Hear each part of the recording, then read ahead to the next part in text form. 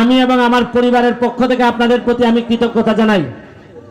আমি কখনোই চাই নাই যে আমার সাথে একটা গানম্যান থাকুক, আমার সাথে অস্ত্র থাকুক, এটা আমি চাই নাই।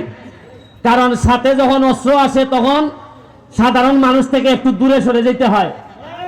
আমি চাই নাই কোনোভাবেই। আমি এই গানম্যান চাইলে আর অনেক আগেই পাইতাম, কিন্তু আমার মনে হয়েছে যে আমার কাছে অস্ত্র থাকলে সাধারণ মানুষ হয়তো ভয় পাইতে পারে, আমার কাছে নাও আসতে পারে। কিন্তু আমি বাধ্য হয়েছি এবার। আপনারা জানেন যে মৃত্যুর হুমকি আমার কাছে আসছিল, আপনারা সবই জানেন।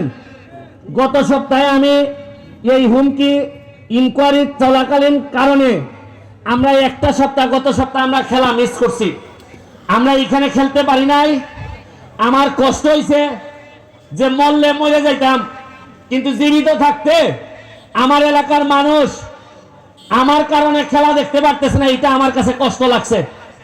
আমি আজকের এই গত খেলায় আমরা ঘোষণা দিয়েছিলাম 10 তারিখ থেকে আমাদের গোল্ড কাপ শুরু হবে, বিভিন্ন জেলার দল আসবে। আমরা হয়তো 10-15 দিন পিছাবে, কারণ এই 10 দিন আমি কোনো কাজই করতে পারি নাই, এই জন্য 10 দিন পিছাবে। আমার ইচ্ছা হইল কি গত 30-40 বছরে বিশেষ করে নতুন প্রজন্ম যারা আইছে তারা তো মাঠে খেলা দেখতে পারে নাই, তারা বিভিন্নভাবে পথভ্রষ্ট হয়েছে। কেউ জুয়া খেলায় চলে গেছে, কেউ গাঞ্জাতে চলে গেছে, কেউ নানা রকম মাদকে চলে গেছে। এদেরকে ফিরিয়ে আনতে এবং নতুন প্রজন্মের সামনের দিকে এগিয়ে নিতে আমাদের ফুটবল এবং অন্যান্য খেলার কোনো বিকল্প নাই।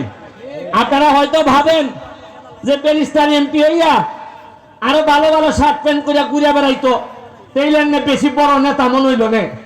আমি ঘুরে খিতা করতাম, আমি ধরেন এমপি না, এমনই বড় নেতা হইলাম, 6 মাসের ভিতরে আমি মন্ত্রী গেলাম গিয়া, তাতে লাভ পিতা।